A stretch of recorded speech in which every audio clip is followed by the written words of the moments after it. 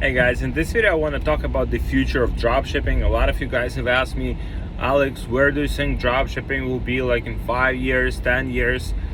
And that is a very good question, right? Because if you start thinking about the future like today, then you still have the time to adapt to the future, right? And make it happen.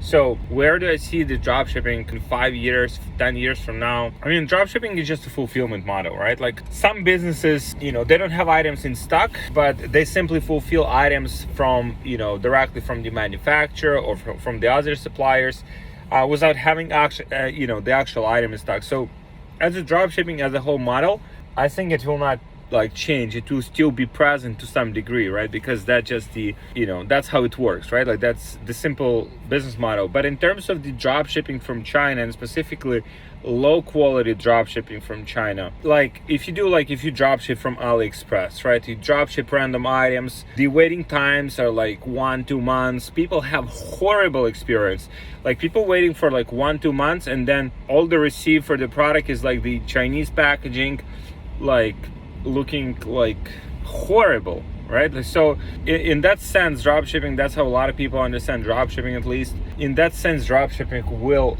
definitely change. And if you guys advertising on Facebook right now, if you have had, some of you guys are amazing. I see some of you guys doing good numbers, and also you have good feedback score, you have the no ad account issues, nothing like that. But it's very rare, right? In our business also, like we don't have those issues with some of our projects, but with some of our projects where we might be aggressive with our ads, because we are optimizing for profit, and those are extremely profitable projects. In those type of projects, we see that ad accounts getting shut down, right? We get them back very fast because we are using the agency accounts, the pages. We simply go through the pages, right? Like we simply use a page, then it gets disabled, we use another one, and it's simply like the cycle just repeats. But it becomes more and more difficult as Facebook catches up, right? Like it's us, I consider myself a small fish compared to the to the big businesses, compared to the people that are in my network, people that I want to be like, or people that I want to compete with, that I'm competing with pretty much on a daily basis. It gets more and more difficult, right? And it will get more and more difficult. Like for example, think about it. A few years back, we didn't have the page feedback score, right? No one cared. You just would sell, whatever, it would never get shut down. Now, we look at it, wow, I imagine I had those type of pages. Then we figure out the way to create pages without feedback score. Then Facebook figured out that and we've been using them successful. We made millions and millions of dollars with those pages in profit. But at the end of the day, Facebook figured it out, right? So what you can be sure of is that Facebook will figure it out. Whatever loophole we have, we can use it for short-term profits, and there is nothing wrong with that. And we're doing that in our business. And you might be doing that in your business, having the ad account infrastructure, having the infrastructure of profiles, business managers, kind of milking all of those resources. But at the end of the day, this will be short-term solution, right? Those will be like a bandage. You break a leg and you put a bandage on it. It doesn't help, right? You have to fix the leg. That's very rough example, but it's very short-term solution. So what you have to think about, right? If you think 5 years from now, so that's on one side. So you have the pressure from Facebook for just making things right. For example, we have some niche stores in our business that we operate. Those are small volume niche stores. They're doing $100,000 to $300,000 per month. They don't do anything special, but those never get those never have any issues in terms of the Facebook. So those never get issues because they, we have the feedback score 4.5 times 5. It's rare though. And we deliver good products. We deliver products in branded packaging. It delivers quite fast. We have some inventory in the United States too. So the experience generally is good. What is the difference then between this and a proper brand? There's no difference, right? And those businesses are sellable for a higher multiple. Whereas if you have only like this model where it's like short term, pages go down, business managers go down, ad accounts go down, guys, I can guarantee you that it will become more and more difficult. It just how it goes, right? So first of all, the higher competition in Facebook, more and more advertisers, right? Obviously, oh yeah, good platform, let's advertise. So competition increases. Like end of the quarter, you can feel that a lot, like by the increased CPMs, ad accounts going down faster because big brands are just dumping money on ads, and Facebook cares, more about their big clients, and they sell, than they care about like small clients. They don't care about small businesses like yours and mine. So if you think about it from that perspective, so the competition will go up, right? Maybe Facebook will not be even as lucrative in 5 years from now. Hey guys, people have been asking me how we scale to multiple 6 figures or even 7 figures per month without getting shut down on Facebook, and we have a very sophisticated solution for this that I want to share with you, but it's just like too valuable to give away for free. So if you guys want this solution, just book a call with one of my team members and we'll show you exactly what it is and how it works, and we'll see if that's a good fit for you and for your business. So just book a call with my team member. We'll share it with you so you can scale your business to multiple 6 figures or even 7 figures per month without getting shut down on Facebook, without having inconsistency, and with high profitability. So just book a call with my team and I'll see you there. As it is today, maybe like everyone on Facebook, the only advertisers who will succeed and still will be on Facebook and will be successful, those will be possibly, that's just like my assumption, those might be the people who can just break even or take a loss on the front end with their products. They'll be just like using Facebook to acquire customers. They'll lose money on the first transaction, but then because they have other products on the back end, or they have good email sequences, they have that strong back end, they'll make money on the back end from Facebook, and they'll also use some other complementary platforms to overall lower the cost of customer acquisition and be profitable, right? So this is where it's going, right? Like it's natural that it will go in that direction, because whatever you have like low barrier of entry, like for someone to start advertising on Facebook like today, all you need to have like Facebook profile, which is like 2 billion people. They need to have like some, obviously, the credit card, and they need to have, they can open the business manager. So you have like 2 billion people that are potentially your competitors because the barrier of entry is so low. Obviously, majority of those people will never succeed, but you still have that low barrier of entry. And a lot of people trying, let's say 100,000 drop shippers trying to test their products, spending like, let's say $1,000 a month. Right, so let's say 100,000 multiplied by 1,000, let's say $1,000 a month. So you already have like so many impressions that these people combined by, which will raise the total CPMs for everyone, which will make it more competitive, right? So you can see kind of like how it's all interconnected. And so where our business will be in 5 years, it will not be drop shipping. It will not be drop shipping. It will be great customer experience, great products, custom products. So we have even the higher barrier of entry for the other, let's say someone wants to beat us in our game, like they have to go through the whole like research and development. Google the company called Google Terragon, right? The company that manufactures that product, it's the name of the company, Terragon, like Google Terragon, right? That's the product that a lot of drop shippers, we've been selling that product, we made a fortune with that product. But the massage gun, right? Massage gun, everyone been selling. But that company, see how they approach stuff. See how they approach product development. See how they approach marketing. See how they approach branding. Like, see how they approach all of those things. So if you want to sell the massage gun, I mean, obviously you can compete on price. That's obviously the price advantage, the price kind of like. But then if you want to compete on price, go on Amazon and see massage gun. Go and see how many people are selling massage guns for like, I don't know, $50, $80, $100, breaking even, or maybe they make some profit, but very small profit because the cost of the product itself is pretty high. But those are the Chinese manufacturers. They don't have the added cost of like the agent of middleman. They ship directly to Amazon warehouse, or maybe they even ship directly from China, but you'll be competing with those people. And for me, it's always about the competition. Right? You will find, like, think about Tesla. Tesla was genius. Like a few years back, that's the only thing they did. Like, yes, electric vehicles, let's do them. They're getting better at that. They pretty much dominate the market of electric vehicles.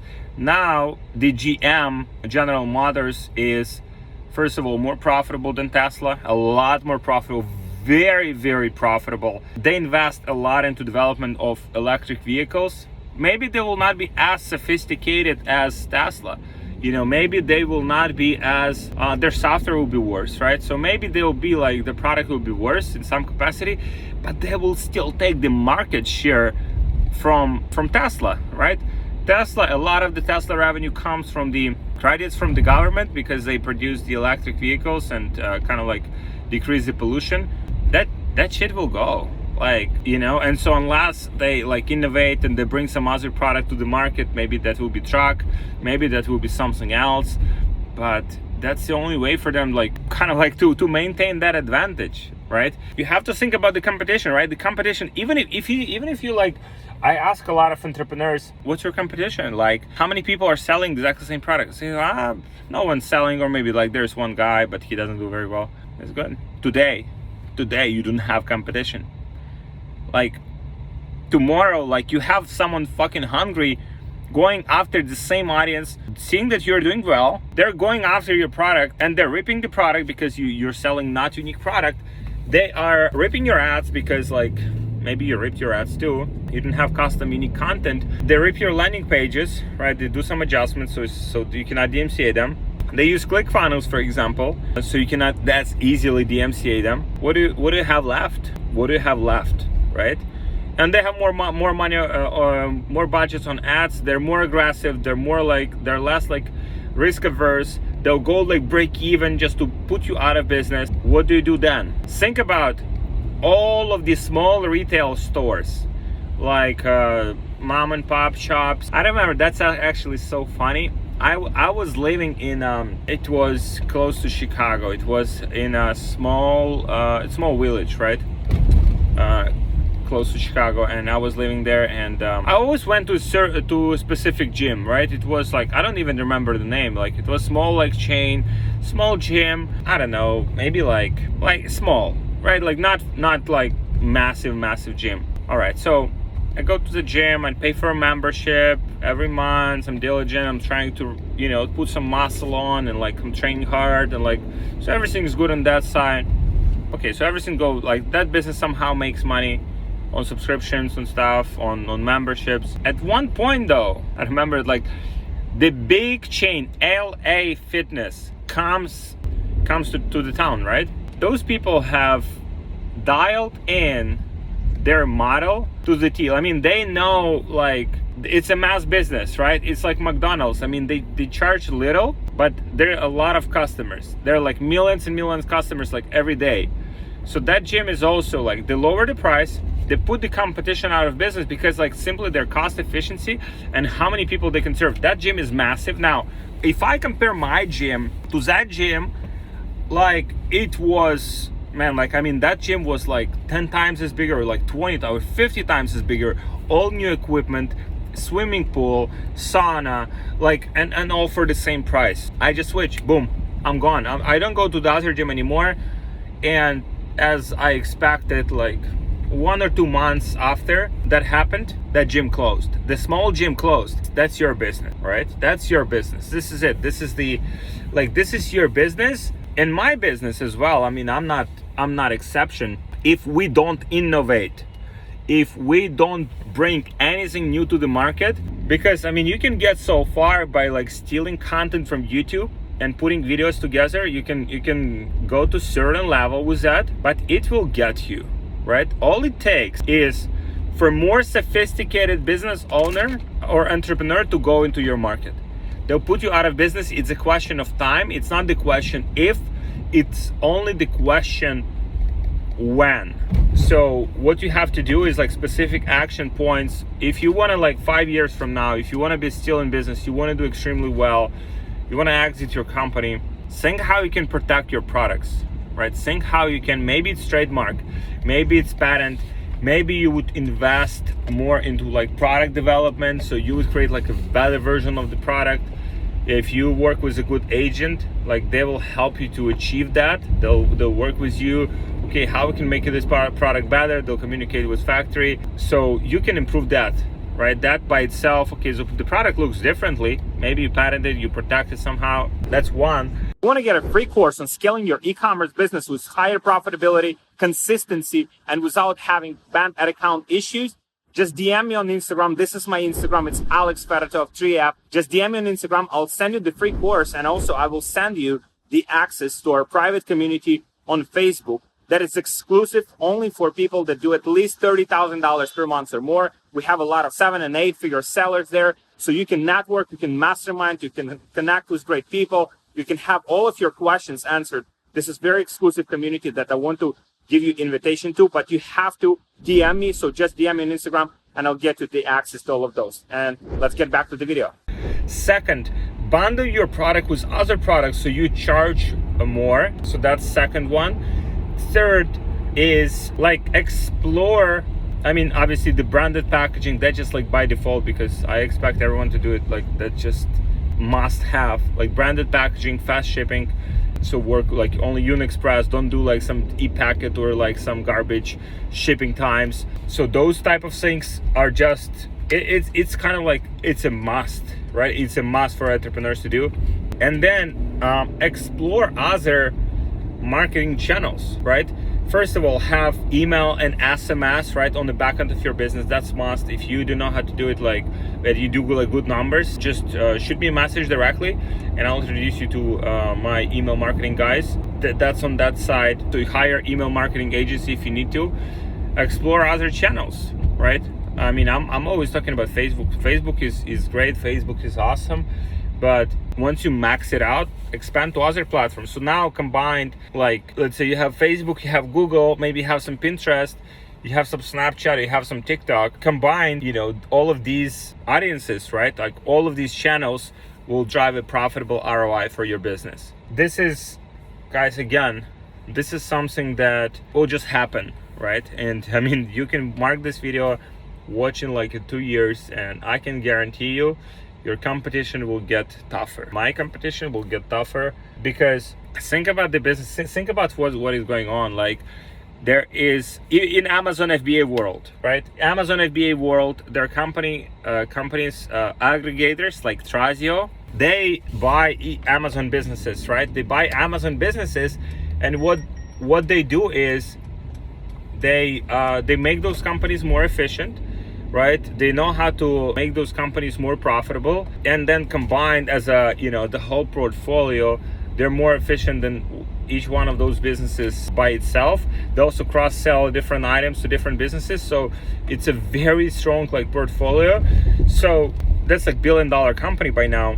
And what will happen, each one of these like small industries will be penetrated, like so direct to consumer, like Facebook, like putting ads and advertising. That stuff will be overtaken by big guys, That will not be like small people. I mean, there will be some, but like they will not be very successful, and it will be extremely difficult for them to compete. It will be overtaken by big guys, you know, big corporations. It will consolidate. Big companies will buy smaller companies, and so this is what will happen, right? Obviously, you can. One of the ways you can do that is like, for example, these few years that you still have, you can grow something, let's say even drop shipping, make it slightly branded, scale it as much as you can. Again, quality of product and customer satisfaction will be like number one factor. Having like repeat buyers will be extremely important factor. So if you have those, you sell the business to one of those like bigger companies, so you can still profit from it. But this model of just like churn and burn, like think about, there are companies like affiliate. There's affiliate summit event I'll be speaking at. It was about the affiliate marketing, right? 10 years ago or whenever, like whatever, like that was about affiliate marketing.